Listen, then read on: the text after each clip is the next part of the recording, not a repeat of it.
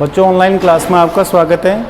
बच्चों, आपको अध्याय 6 पढ़ाया जा रहा है और अध्याय 6 में आपको मंदिर स्थापत्य मूर्ति कला के विषय में अध्ययन कराया जा रहा है कि ये भारतीय कला के मंदिर और स्थापत्य कला में क्या संबंध है, या मंदिरों का निर्माण किस तरह के वास्तुकला का मंदिर वास्तुकला का निर्माण किस प्रकार किया जाता था।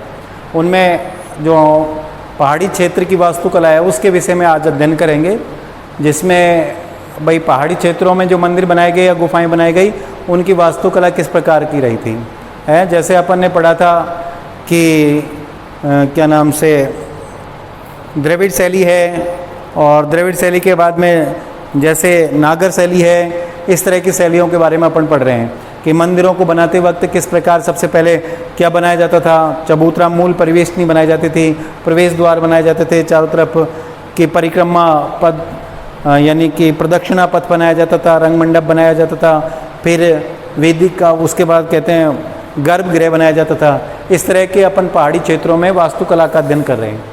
तो कुमाऊं, गढ़वाल, हिमाचल और कश्मीर की पहाड़ियों में वास्तुकला का एक अनोखा रूप विकसित हुआ, क्योंकि कश्मीर का क्षेत्र गंधार कला के प्रमुख स्थलों जैसे तक्षशिला, पेशावर, पश्चिमोत्तर सीमा प्रांत के पास था। इसलिए 5वीं शताब्दी तक आते आते कश्मीर की कला पर गंधार शैली का प्रबल प्रभाव दृष्टिगोचर होने लगा।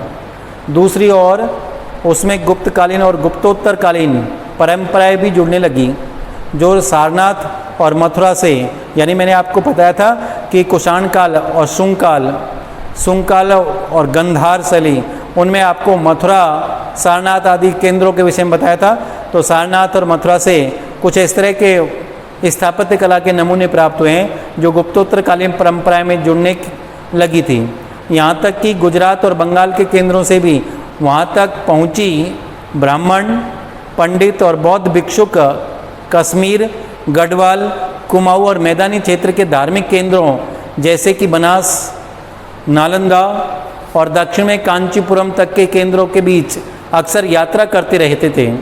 फलस्वरूप बौद्ध और हिंदू परंपराएं आपस में मिलने लगी। मतलब ये यात्राओं के कारण क्या हुआ, बौद्ध परंपरा और हिंदू परंपराएं आपस में मिलने लगी और फिर पहाड़ी इलाकों तक फैल गई। स्वयं पहाड़ी क्षेत्रों की भी अपनी एक अलग परंपरा थी, जिसके अंतर्गत लकड़ी के मकान बनाए जाते थे।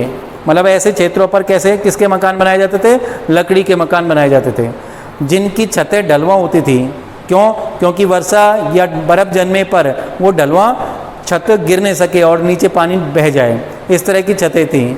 इसलिए पहाड़ी क्षेत्रों में अनेक स्थानों पर हम देखेंगे कि मुख्य गर्भगृह और शिखर तो रेखा प्रसाद शैली में बने हुए होते हैं, जबकि मंडप काष्ठ वास्तु के एक पुराने रूप में होता है।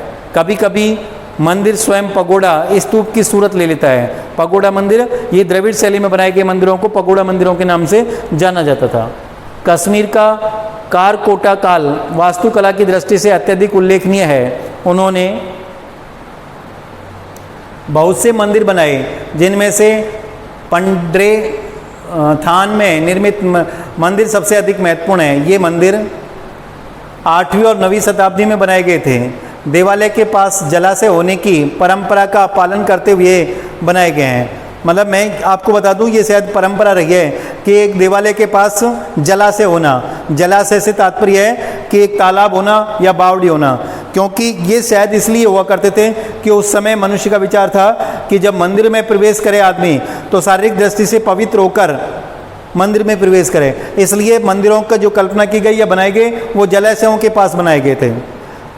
पंडेर नाथ का मंदिर जलाशय के बीच में बनी हुई एक वेदी पर निर्मित है। वैसे तो कश्मीर में बौद्ध और हिंदू दोनों धर्मों के अनुयायियों के होने के साक्ष्य मिलते हैं।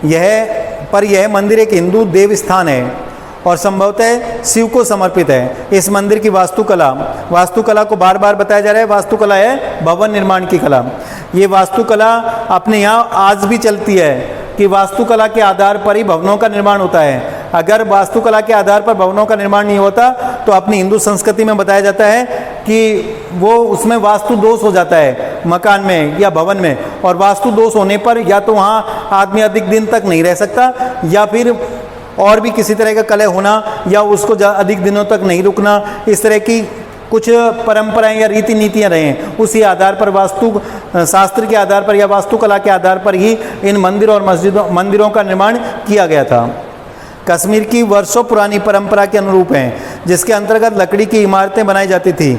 कश्मीर की बर्फीली परिस्थितियों के कारण छत चोटीदार होती थी, मतलब बर्फीली परिस्थितियां कश्मीर की, इसलिए छत को कैसी चोटीदार, जिससे कि वो ढालदार हो और वहाँ से जो जमने वाली बर्फ है वहाँ से नीचे आ जाए, उसका ढाल बाहर की ओर होता है, जिससे कि हिमपात का मुकाबला किया जा सके। यह मंदिर बहुत ही कम अलंकृत और गुप्तोत्तर कालीन प्रचुर गहरे उत्कीर्णन की सौंदर्य शैली से बहुत हटकर है।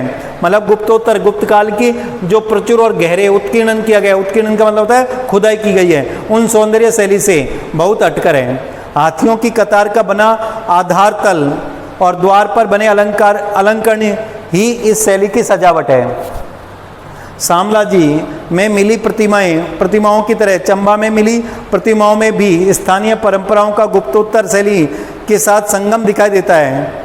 लक्षणा देवी मंदिर में स्थापित महिषासुर मर्दिनी, जो महिष राक्षस है उसको मारते हुए जो देवी है, उस देवी का मूर्ति शिल्प है। और नरसिंह की प्रतिमा, नरसिंह आधा नर का भाग है और आधा सिंह का, वो प्रतिमा की प्रतिमाओं आकृतियों में गुप्तोत्तरकालीन परंपरा का प्रभाव दृष्टिगोचर होता है। दोनों प्रतिमाओं में यह स्पष्ट दिखाई देता है कि एक और जहाँ कश्मीर की धातु प्रतिमा परंपरा का पालन किया गया है, वहीं दूसरी ओर मूर्तियों में गुप्तोत्तर कालीन सौंदर्य शैली का भी पराध्ययन रखा गया है। प्रतिमाओं का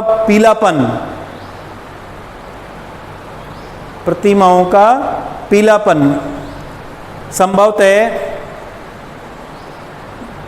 जस्ते और तांबे के मिश्रण का प्रभाव है। उन दिनों कश्मीर में उन दोनों धातुओं का खूब प्रयोग होता था। कौन कौन से का?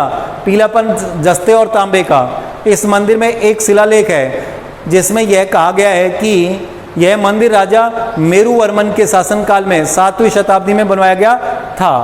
कुमाऊं के मंदिर की चर्चा करें तो वहाँ के 2 मंदिर विशेष रूप से उल्लेखनीय हैं।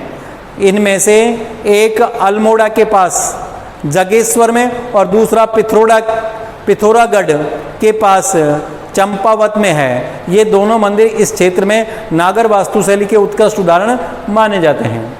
इसके बाद आता है द्रविड़ या दक्षिण भारतीय मंदिर शैली।